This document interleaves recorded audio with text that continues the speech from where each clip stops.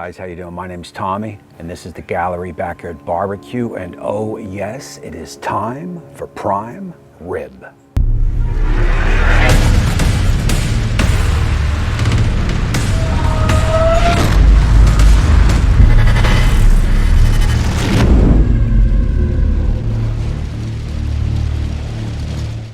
Alrighty, so look, basically I'm about 3 to 4 hours before the big cook starts, and what you're going to want to do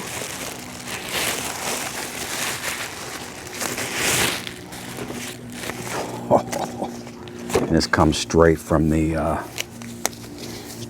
butcher. This is a nicely plumped out 2-bone prime rib. He had no more 3-bone left, so I grabbed this 2-bone, which will do just fine for 4 people. All right, and let's take a look at it. We got a little fat right here. We're going to want to trim down just a little bit, not much. Just some of this, maybe some of this discoloration. We'll get some of that off. So really just going to take the surface off just to get it back down to the, you know, more of a whiter look than that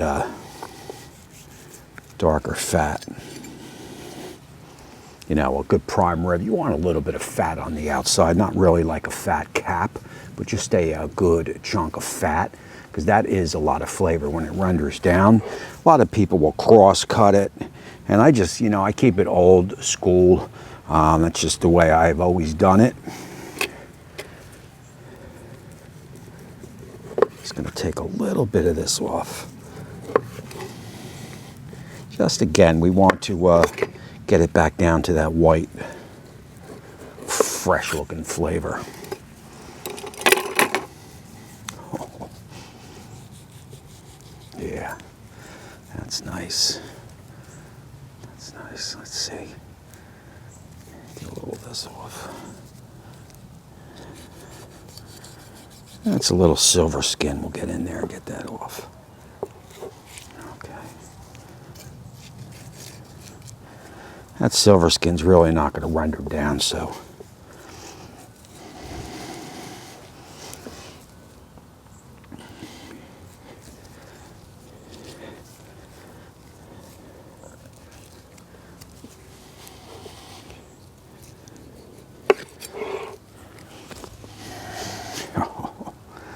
I don't think I'm willing to go any further. I think I'm going to stop right there.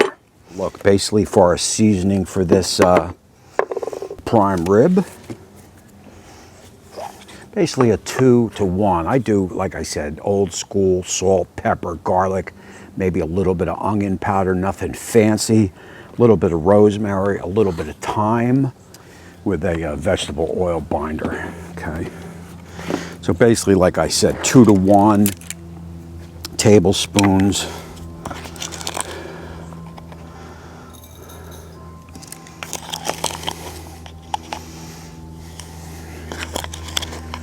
We'll go 2 on the kosher salt, to 1 on the black pepper. All right.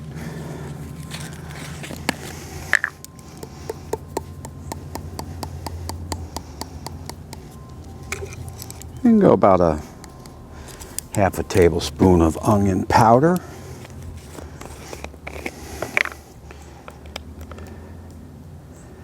And a good half of garlic powder. And that's a good base, a good start. Next, what I'd like to do here, a little fresh herbs, right? A little rosemary and thyme.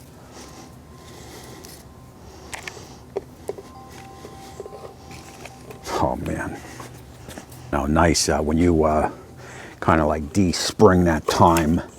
That's a nice fragrance in the air.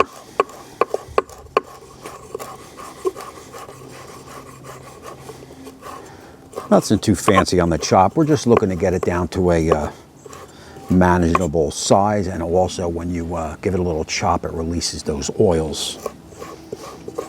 And that's the fragrance in the air you can smell. Oh yeah.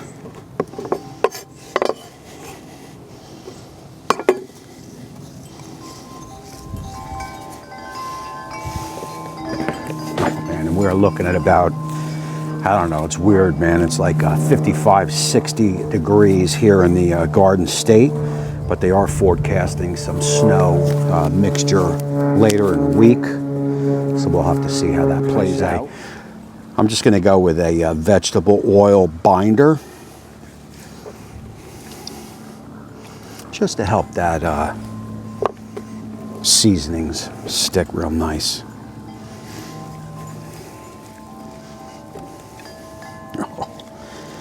And of course, get a little bit in there, why not? We're going to put some seasoning in there.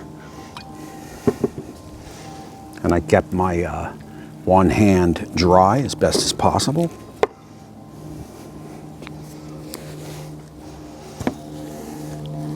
There we go.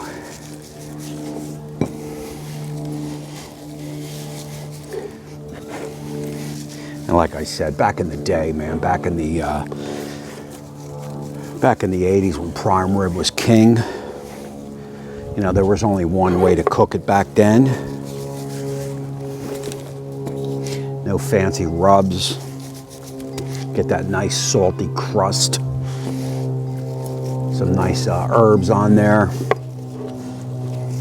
Oh yeah.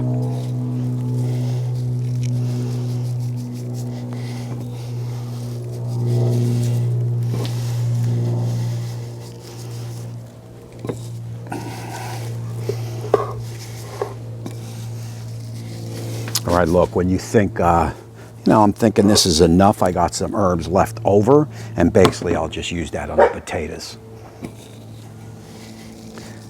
And Molly didn't like that idea, I guess. Alrighty, so we got our oil binder on. That's a vegetable oil. We got our 2-for-1 kosher salt black pepper mixture with some onion powder, garlic powder, a little fresh rosemary, a little fresh thyme. We worked it all into the meat. And what we're going to do now is we're going to wrap it in some saran wrap. We're going to stick it on the counter in the kitchen, and we're going to let it sit for 3 to 4 hours, and then we're going to fire up the pit. Oh man. All right, so look, we got this bad boy wrapped up. Like I said, we'll stick it on the counter, and we'll see you in approximately 5 hours. Alrighty, look, so you want to get your pit, whatever you're using, the Masterbuilt pellet, you want to get that preheated up to 400 to 500 Fahrenheit. Oh, yeah. Now, as that's happening, I'm going to get a basic new potato. I'm going to quarter them, and I'm going to hit them with that salt, pepper, garlic, thyme, and rosemary seasoning. We'll hit it with a little oil and hit it with a little butter. These will cook for about an hour on the pit.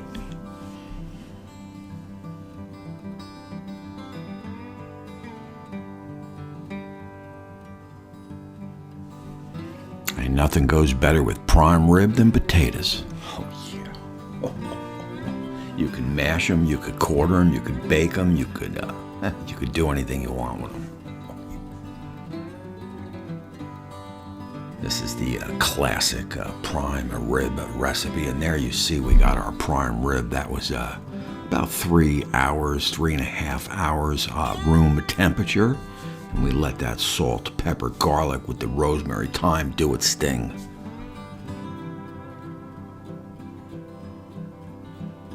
Look, and basically what we're going to do here is we're just going to tie it up tight. Now, you can make any kind of knot you want. You could do a butcher's knot or just a regular knot. Now, look, I'm just going to tie it up regular, no big deal. They're backyard pit masters. Okay.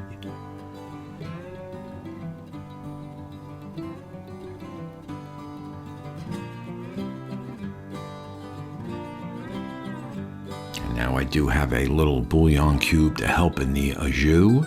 And also, you want to keep it off the bottom of the pan. Now look, if you don't have one of these little trays that hold it up, I'm going to link one down below. You could pick one up. Now get yourself that horseradish and just kind of brush it on there. That's going to help to make a nice horseradish type coat. Oh, it's going to cook up nice. Couple dabs of butter on there, and also a couple of sprigs of that rosemary. That's all going to work to, yeah, it's going to do.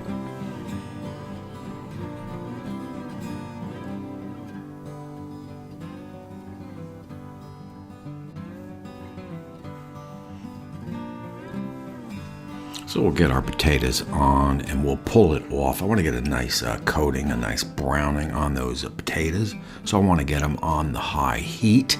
I'll pull them off after 30 minutes and kind of slip them back in as the show moves along. Oh yeah. Oh. See you in 30 minutes. All right, look, I wanted to touch on something real quick. I know there's been some posts on Pit Boss on these new, I think it's the 850 and an 1150 with the new PID controller, about holding temperature in that 225 range. And this is what I do, and it seems to work well. When I start the Pit Boss up, when I kick it up, I kick that temperature past the 225. Okay, so I'll take it to 350. 400, whatever. When it gets there, I'll open up the hood. I'll lower it to 225 with the hood open. All that heat escapes. Wait about a minute or two. Shut the hood, and she holds right at that 250. I've done it 2-3 times with no food on, just kind of like a test run. So I'm real happy with that, and I'll definitely keep you posted. So look at your 30-minute mark. You want to get that pit opened up, get that temp turned down to 250 to 275 Fahrenheit, and get yourself a temp gauge inside the meat center point, because you're going to take it straight to your desired temp. In my case, it's about 125 Fahrenheit.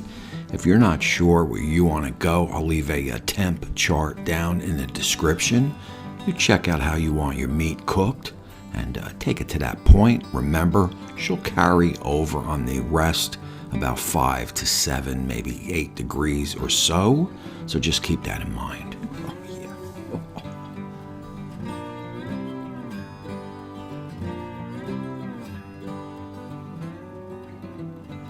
And now look, no reason to peek. Close it up and leave it closed. Look, what I want to do here is a quick Yorkshire pudding that I thought was pretty cool. 4 eggs, whisk them up airy.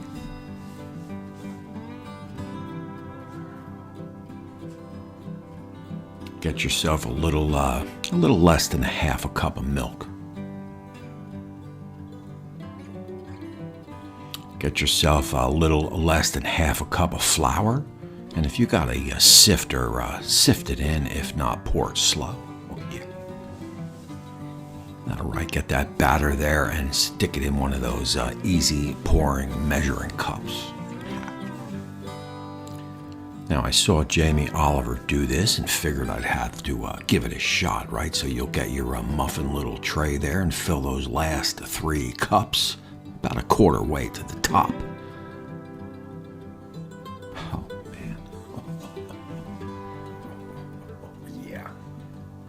And if done evenly, this will give you the same amount in every cup.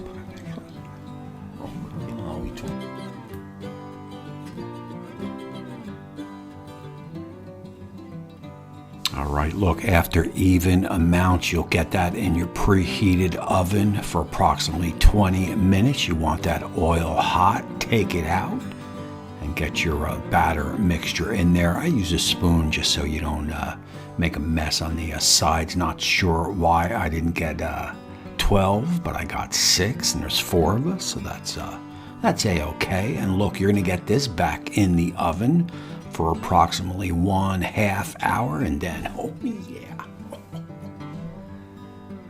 And that's what I'm talking about. And I'll tell you, these were like little fancy rolls. I guess these are UK things, a little butter on them, and these things were pretty good. Oh, yeah.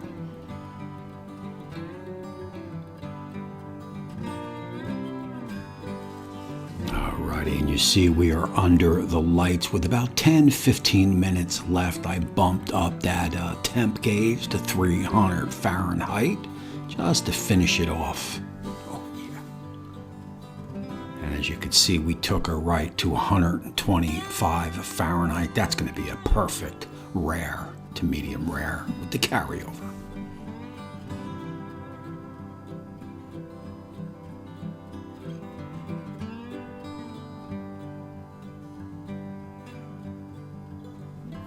Oh man, you see a nice crust. Oh yeah. That's perfect. Perfect. And we'll make some au jus with that those drippings, right? We'll do that off camera though.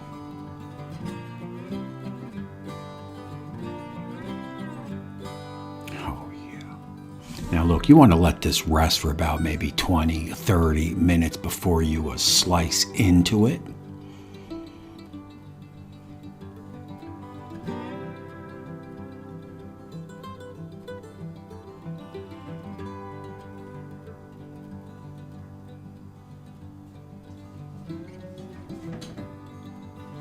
Oh man. Oh yeah. Oh. And you got that horseradish coating, man, with that butter that worked in with that salt, pepper, garlic, rosemary, thyme. I mean, that is, you know, that's that classic prime rib outer coating flavor. You got that fat that rendered down nicely. That's flavor. So after the proper rest, what you want to do is separate the bones from the meat. And you put those bones on the side because those are prizes right there. That's a lot of flavor. And then you'll do your cuts. My wife always gets the outside cut, so that one's going to go to her.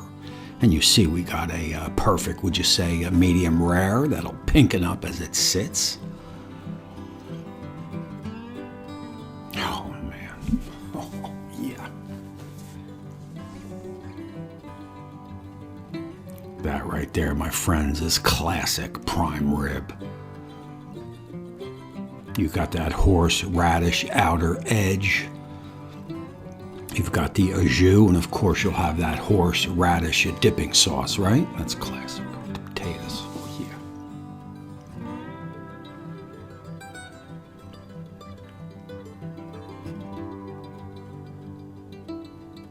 Oh man, look, this is the way to do it, guys. This is the prime rib you're going to want to make.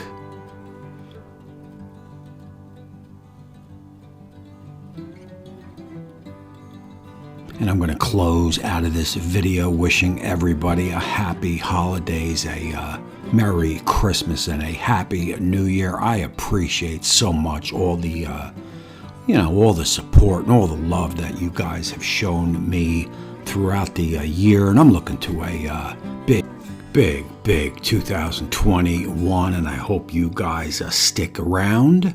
And until next time, we will see you soon.